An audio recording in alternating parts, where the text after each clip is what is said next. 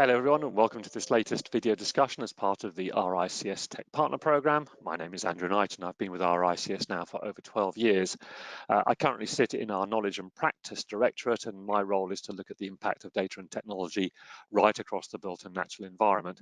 And with over 110,000 members working worldwide on land, residential, commercial, alternative assets and infrastructure, and indeed working right across that property life cycle through land itself, planning and development, construction, finance, brokerage, valuation, building and asset management and building surveying, obviously a huge canvas upon which data and technology is having a really positive effect on the profession and the services it can provide to their clients. And today I'm really glad to have Miguel join me from Architrave. So welcome to the conversation, Miguel. Thank you so much, Andrew. Pleasure to have you on. And as ever, before we get into the bits and the bytes and the more data and technology and tech and trend discussions, it'd be great to hear a bit about your backstory and the origin of your platform and how you fit in within the Architrave set of solutions. Yeah, so I was the CEO of another startup called RICS about a year ago that was acquired by Architrave. And basically, now that I've been in the company for approximately a year, my role in Architrave is VP of Growth, and I'm in charge of many different things in the company. Mostly the integration within Architrave. That I don't know if you know this fact, but approximately 85% of M&A deals fail. So it's very important to be on top of these kind of processes.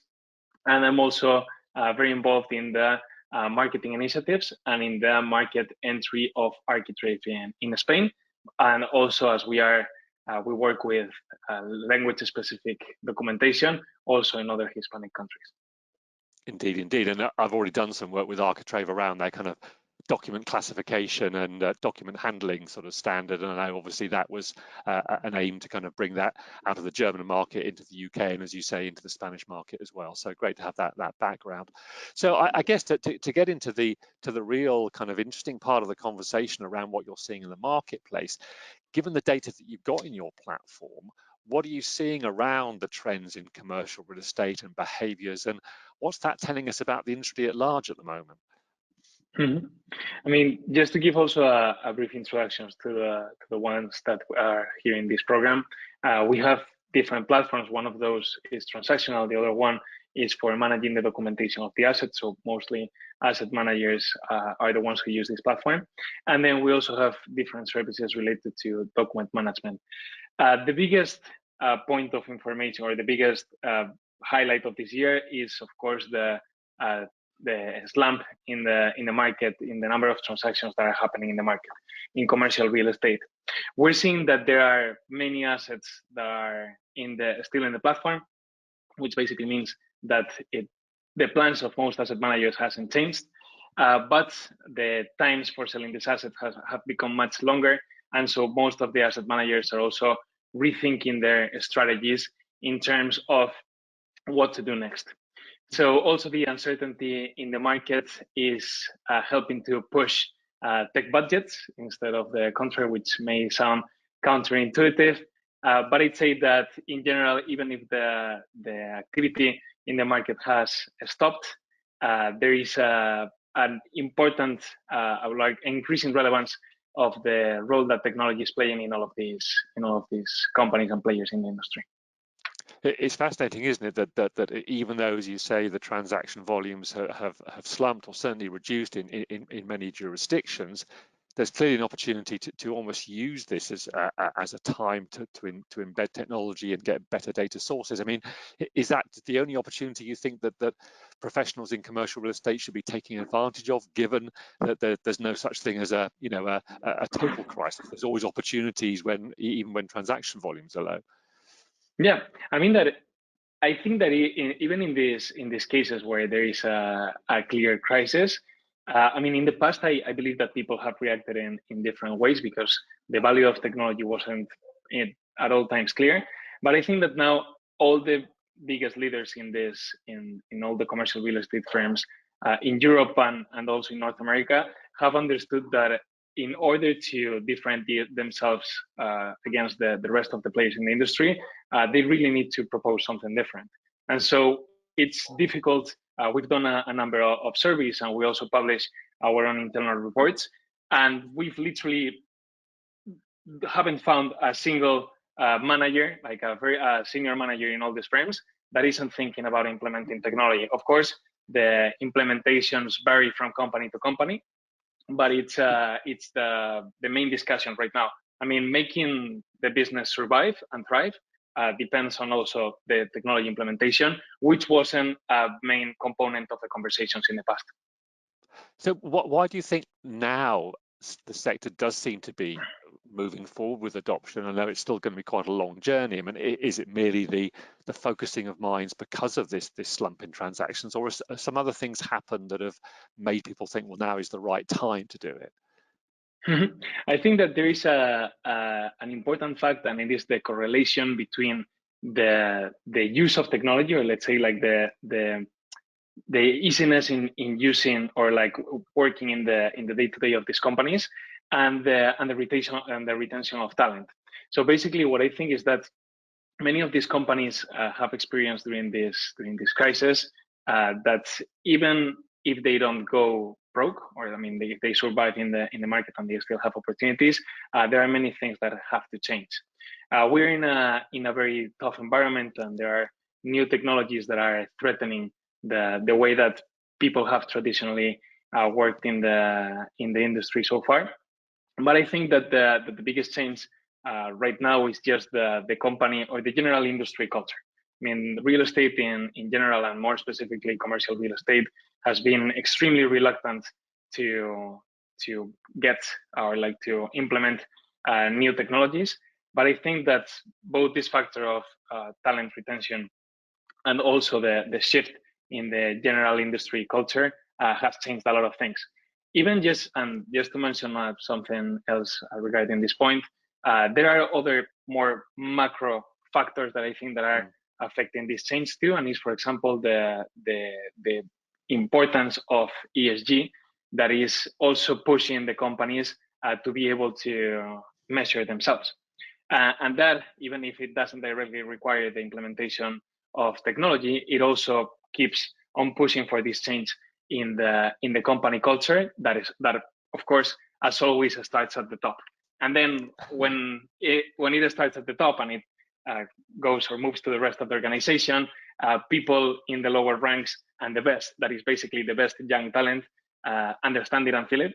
And so, given the conditions right now and the uncertainty, this best talent in the market wants to go to companies where they can see they can grow.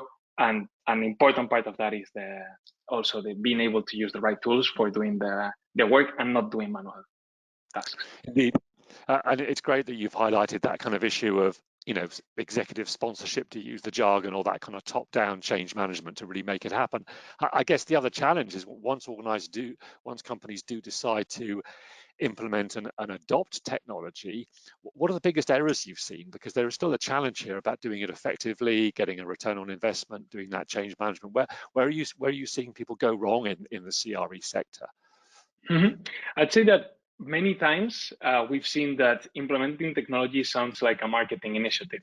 It's just getting in the right newspaper, getting the press release, and saying we are so innovative because we do this, and that. Of course, it really depends between the type of company in commercial real estate. So I think it is not the same if you are a service provider or if you're an asset owner. The motivations or the incentives for taking different technology implementation projects are completely diverse. But in that respect, the biggest errors that we've seen apart from marketing, I'd say that is related to this, is not having clear business objectives. So in that respect, not being able to measure the impact that the technology implementation is going to have. We have seen tremendous budgets invested into developing internal software that then is not scalable. This having been a political decision within the companies, they had to push it into other countries. It didn't work either, but they kept on pushing. So many times that is because there is not, the KPI is not very clear. in terms of the return that it has to bring to a company. And it's just a matter of we need to implement technology. So what is technology? This is technology. Let's pick technology and put technology in the company. No. So I think that there really needs to be a much more thoughtful process for understanding well the needs of the companies and whether or not technology solves them. Because I've seen also many times that technology only poses a bigger problem because of the way that it's implemented, which basically leads me to the next point, that is that most of the times, even when the business objectives are clear and when the decision has been rightly processed, there isn't a person that is knowledgeable in technology within the company that can rightly implement the solutions, which basically means, and this is something that we've seen very often, also from, let's say, like the innovation lab that we have as part of the acquisition from Architrave, and that now we keep on serving clients, is that many times people need to understand that in order to implement a technology solution, first you need an structured process to fit it within the company, and the second thing is that you really need people to be involved into adding value to making sure that the company is making the organization, that the technology is making the organization more efficient. Which basically means that there are many times that just business manager says, this is what I need to implement, and just do it. But they just do it depending on the partners that you're working with. And if it's not people that is focused and that has a product management training, can result into just a behemoth and a huge chunk of software that doesn't serve for anything. And I think that when we talk about technology, most of the people think about software, but it's also important to realize that there are many companies, much more in commercial real estate, that can also think about hardware, and the process is exactly the same. Think about the right process to implement technology, define KPIs, have the right people working on this, and most importantly, understand, or let's say promote within the organization an innovation culture that helps the company to innovate on a constant basis. Indeed, no, very wise words. I guess what's also interesting to hear from you, Miguel, is, given that obviously even within commercial real estate, there's a lot of different processes, a lot of different moving parts. Where are you seeing technologies particularly being embraced during this kind of challenge to the market and this opportunity to adopt technology? What kind of technology, what kind of use cases are you really seeing people adopting now? Yeah, the most mainstream example right now is, of course, artificial intelligence. Now it's in the mouths of everyone. But I think that there are other very important things that are actually even being consumed much more in the commercial real estate space. The first one is cloud computing. We know a good deal of companies that still have most of their information either in physical servers or even in physical, so in papers. So in that respect, implementing cloud computing services and even making the existing ones more efficient and renovating their structures is something that we see very often. Also, another important technology that we're seeing quite a lot right now is document management. So in that respect, that's not only because it's the core of business for Architrave, but also because it's been a problem that no one has wanted to tackle. I mean, even if there have been, in my case, 10 due diligences for the same asset that has been transacted 10 times for a period of time, the process is almost always the same. And that is because the lack of standards that relates to our RICS, or the lack of usage of standards, better said, because the standards exist, the lack of digitization, we still see this for the smallest family offices, but also for the largest asset managers in the world. There is a very important need to implement solutions like this. The third of the technologies that I would highlight is data platforms. And data doesn't necessarily mean AI. There are many companies that just provide in a very structured way, very compelling data. And this is what 10 years ago was the fashion at the moment, or the trendy word that was big data, right? So then big data now is AI, but there are many great big data companies that real estate businesses utilize for getting the right data that they need to make their own analysis, but not for the machine to make the analysis for them. Because then I think that sparks a complete different conversation, that the last point is AI. And AI has been running for many years now. The main reason why it's in the public realm discussed all the time is basically because there's been the magic that companies like ChatGPT or now Bard from Google have made the public see that there is a completely new and different world with the generative AI technologies, right? But the reality is that AI has been applied to many different fields for many years. For example, in document management, our technology is able to sort automatically documents, thanks also to the RICS standard. We've adapted our AI to that. And that is an organizational AI, but we also have other kinds of AIs for interpreting data, for making predictions. So that's why I think that even if AI is in the discussions of everyone, we have to be aware about, again, like linking to the point before, how is AI? Why is AI implemented in the company? How is it planned to be implemented? And does it really make sense with the long-term view of the company? So it's interesting you mentioned that AI, to a large extent, has been with us for quite a long time now and is embedded in various systems producing those kind of valuable interventions. I mean, given perhaps hype is the wrong word, or given the publicity and such focus on the generative AI, do you see that specifically, that generative AI, as being a threat or an opportunity to existing processes and skills across the sector? Mm-hmm. I mean, I think that the first category, or like player in the industry, that is going to be a threat for is the tech companies that have been working on this, because there are many companies that have been working on trying to understand, for example, lease agreements for decades, and the process or the program is still not perfect. So I think that the capabilities that engines like ChatGPT, like the OpenAI ones, or the other generative AIs that are happening in the market, are going to pose a very important challenge for all these tech companies that have been working in this space. I think, I mean, from an institutional standpoint, there are many things talking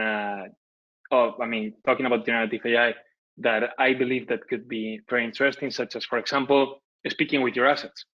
I mean, if you have information about the demographics, the market conditions, even if you have all the historic information, the platform is going to be able, or like these models are able to interpret data at a much larger scale, and to basically help you make decisions, whether it's to invest more capex, whether it's to sell the asset at the right time, or to keep it for a certain number of years. Whether this is going to reduce the number of people working at certain companies or not, I doubt it. I mean, I think that there's definitely going to be a change in how in the workforce in general and their capabilities, and that is very much related to the manual tasks. So before, I mean, if you take whatever analyst, whatever asset management firm, or even service companies working in the commercial real estate sector, much of their job is related to manual tasks, whether it's downloading documents, managing them, working on the specifics of the implications of each of the documents, cleaning the assets. So I definitely think that there is a huge work to do in that respect. That's more on the institutional side.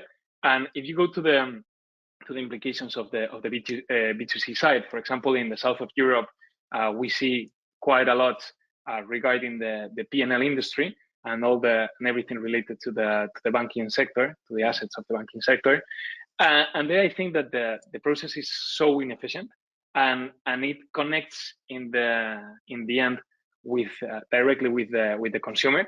So and I really believe that there are many processes that can be improved, from things as simple as customer support, answering simple questions about an asset, even answering simple questions about a public auction, that it's crazy, but more than 1 billion euros every year gets stranded because there is nobody that goes to the public auctions. And this is because there is no clear documentation, and people, just even the professionals, can't rightly analyze these opportunities. So imagine if this is possible if this can be possible on a shopping mall or on an office building, imagine the capabilities that this could have at a retail level, even if we're talking about commercial real estate assets.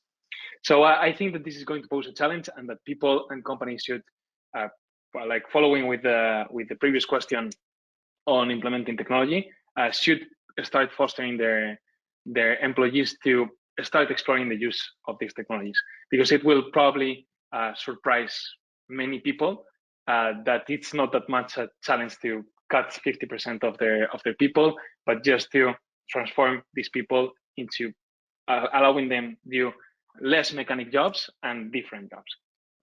No, I mean, that's I share your optimism that I think that job roles will evolve, but I think it'll mean people can do more valuable things and less mundane tasks, and as you say, unlock transactions and assets that currently we just don't have a data for.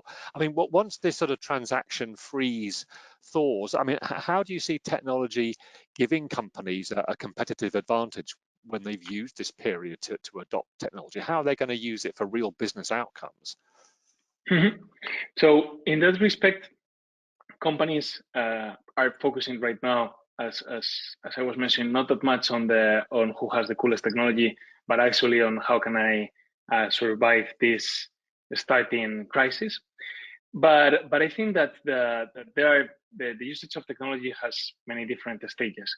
Now that we're in these conditions, asset managers have been looking more closely into using technology for analyzing certain opportunities that they wouldn't at another time.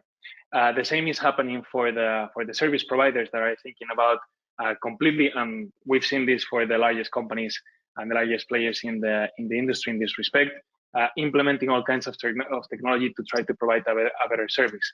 I think that the transactions, let's say like the reactivation of the transactions is just a common pattern in the transaction cycle. So, but the main reason why I think this is different is that the value proposition from both asset managers and from the service providers is going to change completely. So I believe that there are two factors that are very important. As I mentioned before, the first one is the battle for talent. When the markets reopen and people start working again, or the transactions start happening again at a much faster pace, the talent is going to stay in the companies that can provide the best conditions for working. And that is not only, I'm not talking about 4-hour days, but more just like on having the best tools to be successful at their jobs. And the second one is to be able to provide a completely different service to their clients. I mean, if you're an asset manager, we discussed before about software. I believe that there are many great logistics players that are providing a much better service to their Amazons or very large businesses that are renting their spaces. Part of it is the software that they help these clients implement, but also is the hardware. It's also the conditions. So I think that there is a technology component that goes beyond the organization, but also into the product offering of these companies. And of course, again, when we talk about service providers, the scope is much broader. I mean, we're talking about, we've seen how these companies are experimenting with all kinds of new businesses, because they are seeing that when the market reactivates, the conditions are going to be tough to stay ahead. Indeed. Well, it's been fascinating to talk, and I have one more question for you. In the same way, it's very hard these days not to have a conversation that doesn't touch on AI in all its forms and flavors, but in a similar vein, it's such an imperative now for the sector to look at its sustainability, the ESG credentials, and moving towards net zero, and also obviously avoiding stranded assets. What's your view on how data and tech can help this critical area of commercial real estate? Mm-hmm. First thing, I think that there's something very curious about ESG, and is that people on the ESG just think about the E. No, it's just like if you think ESG, you think about green, and green takes many different approaches.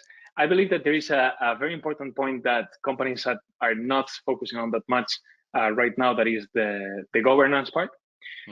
So basically, in that respect, I think that there are many technologies that can be implemented that can help the companies better manage their information and have a better governance. And in general, I think that what started as a topic of discussion now it has become a must.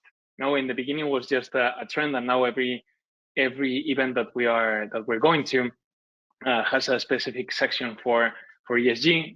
The best asset managers in the world are already implementing all these measures, and so I believe that it's very important that we broaden this discussion about ESG to discuss not only about the E but also about the S and the G that are equally important, and equally important for a reason. That is that the real estate industry is going to be better as a whole because it's going to be more competitive. Apart from the green stuff, one thing that and I come from outside of the real estate industry, and one thing that it's a very big problem in the industry is that it really needs companies really need to have more governance to make much more attractive market for talent, for funds, and also for future technology development. That we're seeing that PropTech is rising in this respect with all kinds of solutions, but there needs much more work to be done. And I think that ESG can really help if it's developed properly, and if it's not just a marketing tag for the companies, it can really help develop the industry and create new opportunities. We need more diversity in the workforce in terms of the talent and the demographics, don't we, in that way? Completely. Well, it's been fascinating. Sorry, Miguel, I was just saying it's been fascinating to talk. Thanks ever much for your time, and I look forward to catching up again in the future. So, same. Thank you so much, Andrew, and have a great day. And you.